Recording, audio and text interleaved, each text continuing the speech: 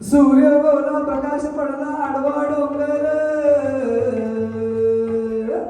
आडवा डोंगर तयाला माझा नमस्कार, आडवा डोंगर तयाला माझा नमस्कार, आडवा डोंगर तयाला माझा नमस्कार, आडवा डोंगर तयाला माझा नमस्कार.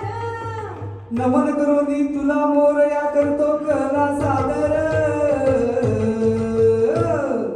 कला सादर प्रेक्षका माझा नमस्कार, कला सादर प्रेक्षका माझा नमस्कार. अग ग ग ग ग ग ग, काय झालं महाराज? अग ग ग ग ग ग ग, अग ग ग ग ग, पिंचू चावला, काय मी करू पिंचू चावला, कुणाला सांगू, पिंचू चावला, अबो बाबा बाबा, पिंचू चावला, अग आई आई, पिंचू चावला. विंचू चावला विंचू चावला विंचू चावला हो. महाराज महाराज एकदम काय झालं तुम्हाला? काय झालं म्हणून काय विचारता? इंचू चावला इंचू. विंचू? कोणता विंचू? तात्या विंचू? अगं तात्या विंचू नाही, ते होतं महेश कोठारेच्या सिनेमात. महाराज मग कोणता विंचू? विंचू माहित नाही तुला? नाही. कसं माहिती असणार? हो, कारण का आमच्या इकडे विंचू नाही, ही नांगी पण नाही. इकडं विंचू नाही, अजिबात नाही, इकडं नांगी नाही. अजिबात नाही. मग तुम्हाला चावते तरी कोण, साप की मुंगी? आम्हाला कधीतरी फायर अँड वास किंवा फार तर हानी मधमाशी. बाकी आम्ही सापाच्या आणि साप आमच्या फंदात पडत नाही. हे भारी आहे तुमचं. MYOB. MYOB म्हणजे काय आता?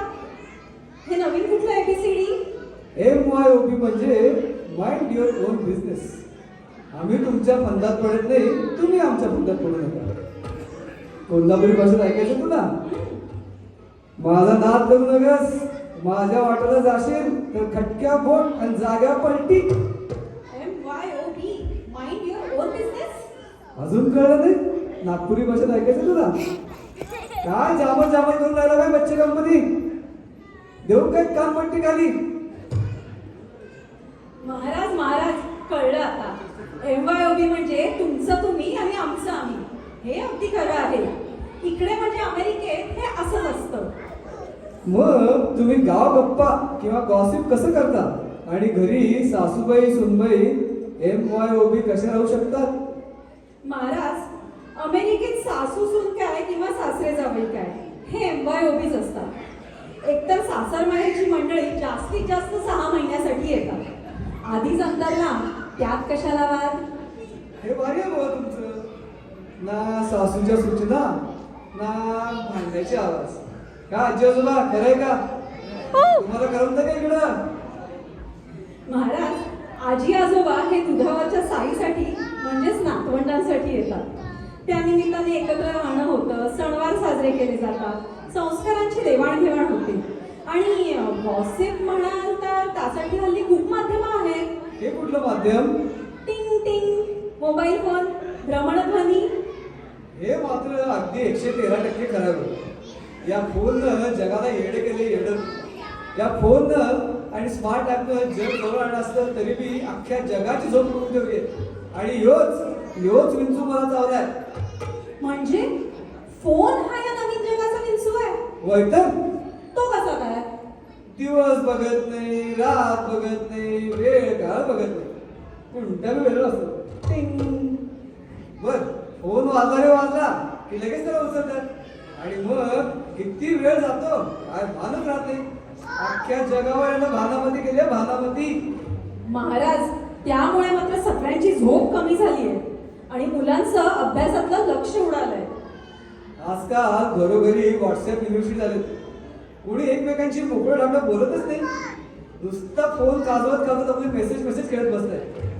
लोक सकाळपासून संध्याकाळपर्यंत काय काय केलं याचे अगदी समजे डिटेल्स स्टॅटस लावत असतात आणि लोक पण आवडीनं बघतात. मंडळी फोनचं काय घेऊन बसलाय? आजकाल तरी फोन सोबत नवीन AI पण आलंय बरं का. त्या तर लई म्हणजे लईच पुढची पायरी गाठली आहे. AI हे तर जुनं झालं महाराज. आमच्या दादा कोळकेनी AI ला कधीच सिनेमात आणलंय. अगं हे आय म्हणजे दादा त्यांच्या सिनेमातल्या आईला असा हाक मारायचे. आजकाल हे AI म्हणजे हाय सिरी, हाय गुगल, हॅलो अलेक्सा असं झालंय बघ. कुठला बी प्रश्न विचार, हे बेड सतत जागा असते आणि पटा उत्तर देते. मुले आजकाल लायब्ररीत जाऊन पुस्तकच वाचत नाही, डायरेक्ट सिरी किंवा गुगलला विचारतात. कारण त्यांना माहिती आहे आई बाबा नाहीतर AI, they know everything. Only AI knows everything असं झाले आजकाल. तर मंडळी, रोज स्मार्टफोन आणि हाच AIचा विंचू मला चावलाय आणि मलाच नव्हे आजकाल सगळ्यांनाच आवाज सुटलाय. विंचू चावला, काय मी करू, विंचू चावला, कुणाला सांगू, विंचू चावला, अबबबबब.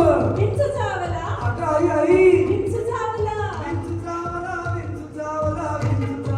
हो. पण मग या विंचवावर उतारा काय महाराज? याची नांगी कशी ठेचायची? उतारा औषध एक. कोणता दगड फेकून मारायचा की पेस्ट कंट्रोल? हो. फोन फोडला तर घरचे आपल्याला फोडतील. काय मंडळी, खरंय का? पण मग महाराज यावर उपाय काय? या विंचवाचा उपाय एकच, मनाचा ब्रेक, उत्तम ब्रेक. हा विंचू ज्याच्या त्याच्या मनात शिरायच्या आधीच स्टॉप, त्याला सुरक्षित अंतरात ठेवायचं. वो बुलाता है मगर जाने का नहीं. महाराज एक विचारू? विचारा ना. तुम्ही जरा आधी काही ट्रॅफिक हवालदार किंवा ट्रॅफिक पोलीस वगैरे होतात का हो? हे मनाचा ब्रेक, उत्तम ब्रेक, सुरक्षित अंतर वगैरे वगैरे. मनाचा ब्रेक म्हणजे फोनची ब्रेक. दिवसातून काही वेळ तरी फोन पासून लांब राहा. महाराज इकडे फोन दिल्याशिवाय मुलं जेवत नाही. बायको शॉपिंगचे, बाबा आणि आई युट्यूबचे व्हिडिओज नाहीतर व्हॉट्सअप फॉरवर्ड करत बसतात आणि नवरा सतत रील बघत बसतो. बाबो, एक रील बघू म्हणता 100 रील झाले. एक रील बघू म्हणता 100 रील झाले. स्क्रीन स्क्रॉल करता करता विचार उडून गेले. एक रील बघू म्हणता 100 रील झाले. एक रील बघू म्हणता 100 रील झाले. स्क्रीन स्क्रॉल करता करता विचार उडून गेले. थांबायला वेळ नाही, खायला वेळ नाही. थांबायला वेळ नाही, खायला वेळ नाही, उठल्यापासून झोपेपर्यंत संवादाला वेळ नाही. थांबायला वेळ नाही, खायला वेळ नाही, उठल्यापासून झोपेपर्यंत संवादाला वेळ नाही. मोबाईलचं वेळ झालंय अवघड जागेचं दुखणं. मोबाईलचं वेळ झालंय अवघड जागेचं दुखणं. खाण्यापासून धुण्यापर्यंत सतत सोबत असतं. मंडळी, आम्ही फक्त जेवढं नंतरचे हात धुणे एवढंच सांगतोय बरं का. आपल्या मनातला विचार आपल्या मनातच ठेवावा. मोबाईलचं वेळ झालंय अवघड जागेचं दुखणं. मोबाईलचं वेळ झालंय अवघड जागेचं दुखणं. खाण्यापासून धुण्यापर्यंत सतत सोबत असणं. एआय टेक्नॉलॉजीनं वाजवला आहे प्रत्येकाचा बाजा. एआय टेक्नॉलॉजीनं वाजवला आहे प्रत्येकाचा बाजा. माणूस बनलाय गुलाम आणि फोन झालाय राजा. माणूस बनलाय गुलाम आणि फोन झालाय राजा. वा महाराज, काय निरीक्षण आहे तुमचं. मंडळी, हल्ली प्रत्येक घरात ही स्थिती आहे. मोबाईलच्या मागे सगळी दुनिया वेडी झाली आहे. महाराज, फार छान विषय आणि उत्तम माहिती तुम्ही सांगितली. तर मंडळी, फोनचा आणि एआयचा गरजेपुरताच वापर करा. ज्ञानेश्वर माऊली काय म्हणतात 13व्या अध्यायात? किंबहुना ज्या उपाये जीव आत्म्याची भेट होय, एक जे होय त्याला नाव सुख. मंडळी, जीव आत्म्याची भेट म्हणजेच आपल्या दिवसभरातील किमान थोडासा वेळ तरी आपल्या छंदासाठी, कुटुंबासाठी काढा. आपल्या जबाबदारीशी, आपल्या जोडीदाराशी, कुटुंबाशी 4 प्रेमाचे शब्द बोला. मित्रांना जाऊन भेटा. नाहीतर घेऊ विंचू तुमचं तन आणि मनच नव्हे तर धन सुद्धा ताब्यात घेईल. बोला पुंडलिक वर्गे.